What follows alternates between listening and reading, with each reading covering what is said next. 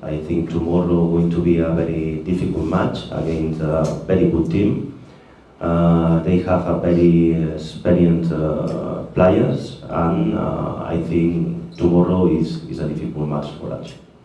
I think it's very important for us the level of Indian players. I am very happy with my Indian players. I think to improve a lot. This is the third season I am working with some players, Indian players. Only signed two new Indian players, and I think it's not only the future, it's the present. I think the level of the Indian players is very good.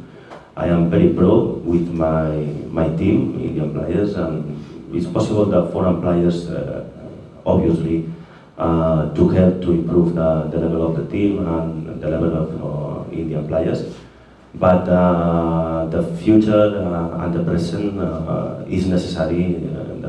The Indian players is possible to show everybody the level they have. No? I am very happy with the level of Indian players, and it's not necessary to find excuses about the loss for suspensions or injuries for the players. The level of the team is good. For me, it's kind of a special things. Like I can experience a lot, and last season was a good experience. I had learned many things from many big goalkeepers playing against them, big players playing against them, and playing with the seniors of mine.